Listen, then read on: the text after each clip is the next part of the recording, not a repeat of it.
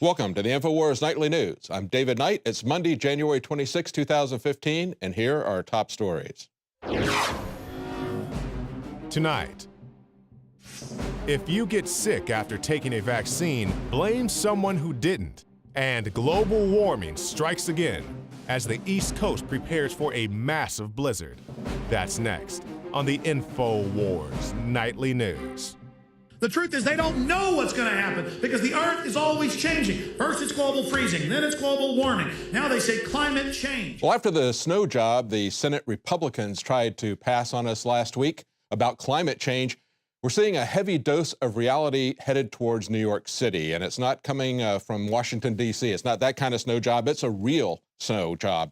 The Northeast residents are preparing for a crippling blizzard that could dump up to 2 feet of snow over a 250-mile stretch. They say cities big and small along the Philadelphia to Boston corridor, an area with more than 35 million people, began shutting down on Tuesday. More than 5,000 flights have been canceled. Businesses are closing, and people are hitting the stores, emptying the shelves. As you can see from this article that is on Infowars.com today, we have shoppers ransacking grocery stores and emptying the shelves because they didn't prepare. Who's laughing at the preppers now? They say as the Northeast Coast residents brace for what many are predicting to be the biggest blizzard of all time, last-minute shoppers are rushing into grocery stores, leaving empty shelves as they make preparation for a snow of epic proportions. And of course, you don't want to wait until the last minute. And as Adon points out in the story, he says ill-prepared New Yorkers apparently didn't learn any lessons from the snowpocalypse that hit the East Coast last year, which left miles of motorists stranded on the highway, stirred Atlanta residents into grocery buying panic. Despite only bringing about 3 inches of snow, we're now looking at 2 feet of snow. And when we look back on the vote last week, the ridiculous climate change vote that the Republicans didn't have the guts to stand up to, they could have easily pointed out that the liberals have had to change the name to climate change in order to hide the fact that there isn't any global warming.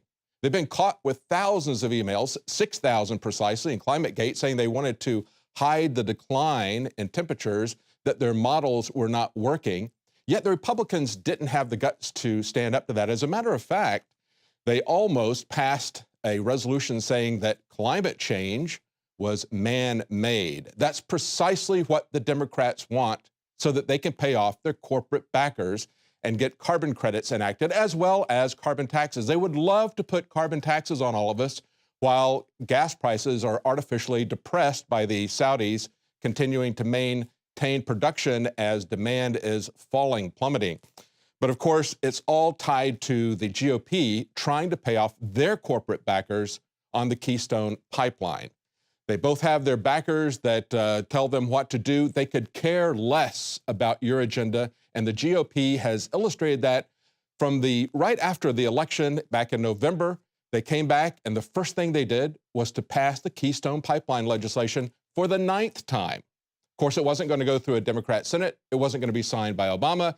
But now the very first order of business with the new Senate, with the new Congress is, guess what? Passing Keystone again.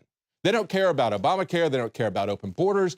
They don't care about your concerns. They're only going to perform for their corporate backers. Nothing could be more evident about this. And of course, if you want to know who owns the Republican Party, look and see who's going to benefit from the Keystone Pipeline. But that's not even important. The fact is that they are for sale to the corporate bidders, and they're going to do their bidding when they get to Congress. And of course, no matter what kind of procedural tricks McConnell uses, no matter how much he angers the Democrats, he's not going to get them to vote for the Keystone bill unless he agrees to help them with their corporate sponsors. It's like back in the days of Reagan and Tip O'Neill. You vote for my spending increase, I'll vote for your spending increase. This is about an increase of control, an increase of revenue for their corporate backers. And of course, the Democrats are trying to make the case for climate change so that they can get carbon credits sent to their sponsors, an indulgence to allow you to use energy that's paid to private corporations, as well as carbon taxes. Look at what they were telling us just a year ago. It was the New York Times, of all people, saying the end of snow. Well, they haven't seen the end of snow. They had a climatologist that was saying, we're not even going to be able to hold Olympic Games by the end of the century because we're going to rise 7 degrees in temperature. Hasn't happened. It's not a trend that they can point to. Exactly the opposite has happened. And of course, Al Gore said that the polar ice caps were going to be melted by 2013. That hasn't happened either. He's still trying to find a way to make you pay for everything that you do and everything that you produce, to pay him an indulgence. Now, as we see the snow job that's coming on climate change, you understand there's a snow job that's been sold to us about the surveillance state. And at the heart of that is Google. We're going to look at both the past and the future of Google, and a story from today's headlines that gives us an insight into their close collaboration with the surveillance state. Now, it was just last week that we talked about Google's Aaron Schmidt at Davos saying that he saw the end of the internet. That was the way the headlines read in the mainstream media. But of course, Paul Joseph Watson got it right when he says he's really greasing the skids for an internet brain chip. He pointed out they asked if such a system would be vulnerable to government surveillance, and a fellow named Huffman glibly responded that people should just trust Google. Yeah, you should just trust them. Don't be concerned about what they're going to do. They've proven themselves so trustworthy, haven't they? Well, not in today's headlines. We're going to see that they've turned over a lot of information. Of course, we know they've been a part of the PRISM program with the government, but they've been deeply embedded for decades with the CIA, with the surveillance state. There was an excellent article that was written by Medium.com. You'll find it on INFOWARS.com. It came out this weekend, talking about how the CIA made Google. Here's a subtitle: Inside the Secret Network Behind Mass Surveillance, Endless War, and Skynet. And they point out that, of course, this goes back to the Highland Forum, In-Q-Tel, which is the venture capital arm of the CIA, and direct funding from DARPA, NASA, and the NSA. This is something that's been going on for 20 years. It's a very lengthy article. We don't have time to go into all the details, but you should take a look at it and understand where Google is coming out. Today, we see the results of that. We see where they're headed in the future with the brain implant chips that, of course, we just need to trust Google. They would never misuse that power that they would have. We see where they're coming from, a collaboration with the U.S. surveillance state. And then we get a glimpse of what they're doing at the moment, and something that reflects on CISPA as well. The Guardian reports that WikiLeaks demands answers after Google hands the staff emails to U.S. government. That's right, for 3 years, they were collecting everything they could on WikiLeaks staff members, 3 in particular, and they just now notified them.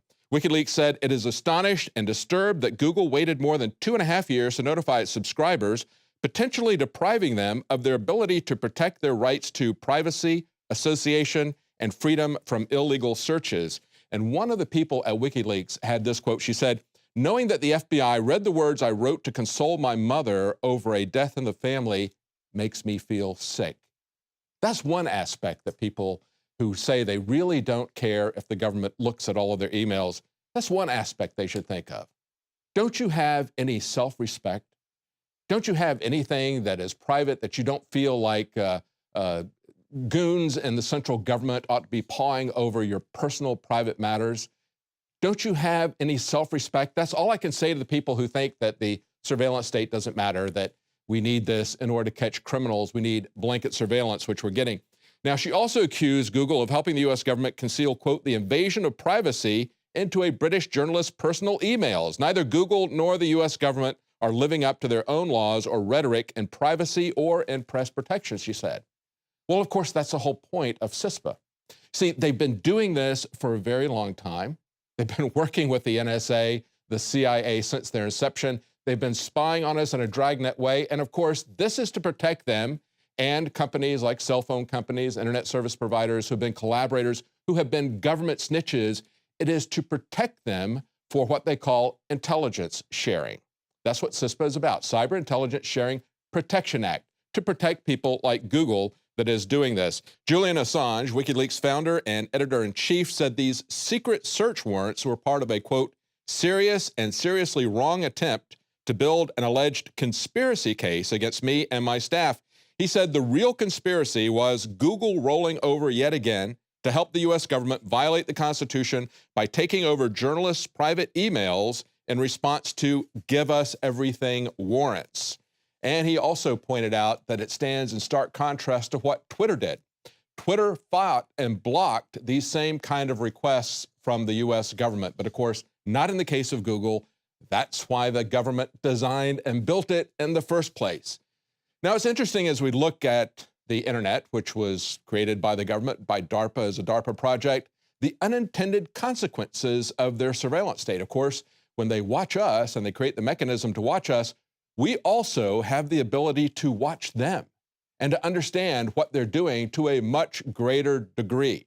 We see this report from INFOWARS. Sheriffs want a popular police tracking app disabled. This is an app where you go back and you look to see where the police are. It's called Waze. Sheriffs are campaigning to pressure Google to turn off a feature on its Waze traffic software that warns drivers when police are nearby. They say one of the technology industry's most popular mobile apps could put officers' lives in danger from would-be police killers who can find where their targets are parked. Look, they're not under any danger. This is something that's been done millions of times all across the world. There's not a single incident to establish this, and yet in their paranoia, they want to shut it down. They point out that Waze was purchased by Google for nearly $1 billion in 2013. Of course, if you don't know what this app is, it's a GPS navigation social networking app. They have 50 million users in 200 countries that use this free service for real-time traffic guidance and warnings about nearby congestion, car accidents, speed traps, or traffic cameras. Of course, that's why people are using Waze, primarily to look for speed traps. Maybe these sheriffs ought to take a look at the example of the New York City police, who, when they got angry at City Hall, said, "We're not going to unnecessarily ticket and arrest people in order to make revenue for you." That's the real story. Now, stay with us. Right after the break, we're going to ask if maybe mosquitoes ought to become the mascot of governments, and we're going to look at the panic about the Disneyland measles outbreak. Stay with us. We'll be right back. Every year we make resolutions to lose weight and get in shape. And the truth is, it's hard, even with diet and exercise, because of toxic food and our environment that is stressing our bodies more than ever before. Working with experts in nutrition and biochemistry, I found that super high-quality nutraceuticals, in addition to my diet and exercise, were the answers that synergistically worked. I could see the drastic changes every day with the amount of weight I've lost, my increased stamina, and more of a twinkle in my eye. That's why we are now so excited to launch the INFOWARS Life Resolution Pack, combining 3 essential formulations: oxygen-based cleanser Oxy Powder, the Secret 12 bioavailable vitamin B12, and your choice of super female or super male vitality. Now all available at a discounted price to you and your family to bring in the new year and make 2015 a true success. That's InfoWarsLife.com or 888-253-3139. 2015 is the year to do it, and it all starts at InfoWarsLife.com.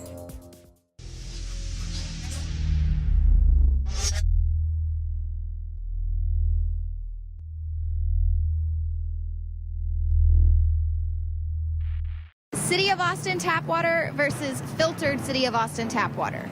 I can taste dirt in it. God knows what's in this. This has an aftertaste. Tastes like Austin water? Yeah, it does. Ugh. These people just sampled City of Austin tap water straight from the faucet. Next, we had them try a sample of tap water filtered through the ProPure G2.0 filtration system. High quality H2O.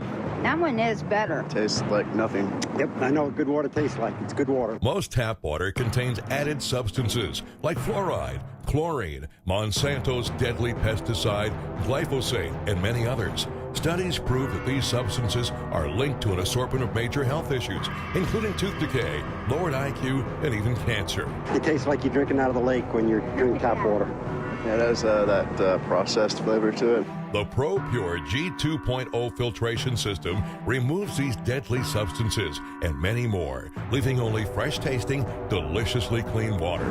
Okay, this is very tasty. It's good water. Refreshing. It's good. Go to InfoWarsStore.com today. Use promo code WATER and save 10% off your ProPure purchase. Again, that's InfoWarsStore.com or call 1-888-253-3139.